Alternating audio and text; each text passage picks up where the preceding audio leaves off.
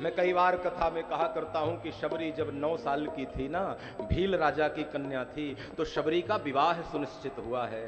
और कहते हैं हाथों में मेहंदी लग रही थी, पैरों में महावर लग रहा था, शबरी को सजाया जा रहा था, उसको श्रृंगारित किया जा रहा था, क्योंकि विवाह होने वाला था।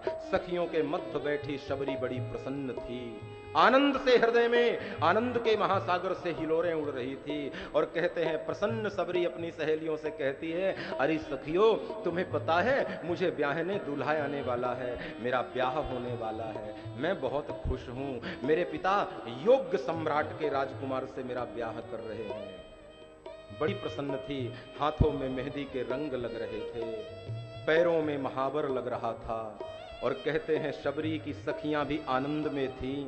और कहते हैं शबरी की सखियों ने कहा, चलो जब तक बारात आए तब तक हम जरा मंडप घूम कर आ जाएं। और कहते हैं शबरी अपनी सहेलियों के साथ में मंडप का दर्शन करने गई, जिस मंडप में उसका पाणी ग्रहण होना था, जिस मंडप में उसकी भांवरें पड़नी थी। मंडप देख करके सबरी का मन प्रसन्न हो गया, मेरे पिता कितना प्रेम करते हैं मुझे, मेरे वरण के लिए कितना दिव्य मंडप बनाया है। और कहते हैं मंडप से निकल कर आई तो जहां भोजन तैयार हो रहा था ना, 9 वर्ष की सबरी सहेलियों के साथ वहां जा रही है। और कहते हैं जैसे ही शबरी वहां गई तो सबरी ने देखा कि पशुओं को काटा जा रहा है, मछलियों को काटा जा रहा है। शबरी ने अपनी सहेली से पूछ लिया, बहन एक बात कहो, हाँ इन जानवरों को, इन पशुओं को क्यों काटा जा रहा है? शबरी की सहेलियों ने कहा, तुम्हारा विवाह होने वाला है और बारात में जो बाराती आएंगे ना, उनके भोजन की व्यवस्था हो रही है। और सबरी के हृदय की करुणा उमड़ गई। वैराग्य जीवन में किस वस्तु से मिल जाएगा कोई भरोसा नहीं, विरक्ति जीवन में कहां से आ जाएगी कोई भरोसा नहीं।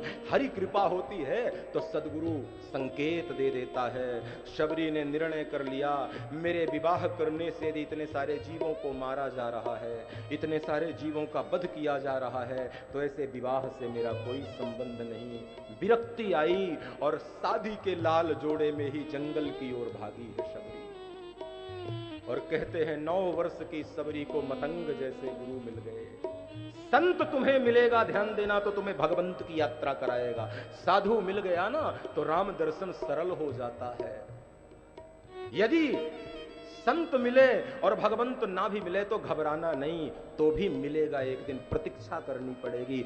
शबरी एक वृक्ष में चढ़ गई और जब महात्मा लोग, हमने सुना है संतों से, स्नान आदि क्रिया के लिए जाए ना तो वृक्ष से नीचे उतरती थी शबरी और संतों के आश्रम में गाय के गोबर से लीपन करती थी, संतों के वस्त्रों को धोती थी शबरी।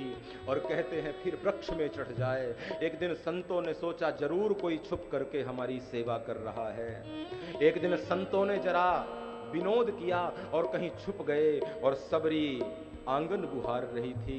सबरी को पकड़ा तो कुछ मनोदशा के विकृत महात्मा थे, उन्होंने सबरी को स्त्री होने का वास्ता देकर के कहा, तुमने हमारा धर्म नष्ट कर दिया, चली जाओ हमारे आश्रम से। लेकिन एक महात्मा थे जिनका हृदय बहुत बड़ा था, उस संत का नाम था मतंग। और ध्यान देना, सदगुरु के सामने कभी कोई स्त्री और कभी कोई पुरुष नहीं होता। सच्चा सदगुरु होगा ना, उसके सामने जगत जीव की तरह दिखाई देता है। यह स्त्री पुरुष का भेद तो हमारे और आपकी तरह संसारी लोगों के मन में होता है। मतंग ने कहा, बेटी तू सच बताना, जंगल में क्यों आई है और ये सेवा क्यों कर रही है? सबरी की आंख में आंसू आ गए, सबरी के नेत्र नम हो गए और रोती हुई सबरी कहती है कि बाबा, विवाह से विरक्ति हुई है, विवाह से, मेरे ब्याह में न जाने कितने जीवों को काटा जा रहा था।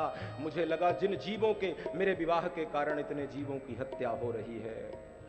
ऐसे विवाह से मैं वैराग्य की ओर आ गई। मतंग की आंखें भर गई, नेत्र सजल हो गए बाबा के। और सबरी को कहा, बेटी तू घबराना नहीं, तुझे यदि संसार से विरक्ति हुई है तो राम के चरणों में अनुरक्ति लगाने का काम मेरा है।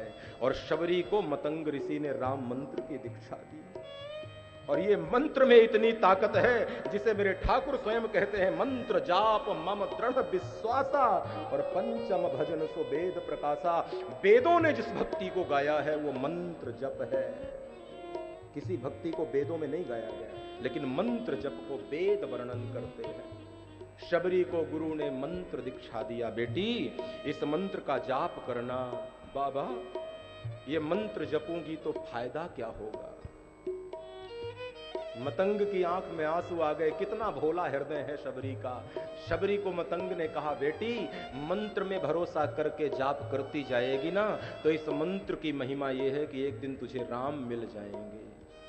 और कहते हैं मतंग मंत्र दे करके जब जाने लगे ना, तो शबरी की आंख में आंसू आ गए और बोली, बाबा एक बात जाते जाते, और मैं मंत्र जपूंगी, आपने दिया है तो भरोसे से जपूंगी, निष्ठा और विश्वास से जपूंगी। लेकिन बाबा एक बात बताइए, मान लो मैंने मंत्र जपा और मंत्र भरोसे से जपा और तुम्हारी कृपा से मेरी कुटिया में राम आ गए, तो बाबा एक बात बताओ, मैंने कभी राम को देखा नहीं, मैं राम को पहचानूंगी कैसे?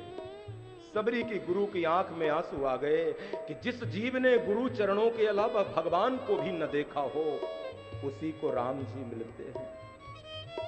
मतंग ऋषि ने कहा, बेटी तेरी कुटिया में जो पुरुष पहली बार आ जाए, समझ लेना वही राम है, क्योंकि तेरे जैसे तपस्विनी की कुटिया में दूसरा कोई पुरुष प्रवेश भी नहीं करेगा। जो पुरुष तेरी कुटिया में प्रथम बार आए, समझना वही राम है। और मुझे भरोसे से कहने दो, 9 साल की सबरी मंत्र जपते जपते 90 साल की हो गई, वृद्ध हो गई, सर के बाल पक गए, शरीर कृश हो गया, लेकिन सबरी बूढ़ी हुई, लेकिन उसकी भक्ति जवान थी।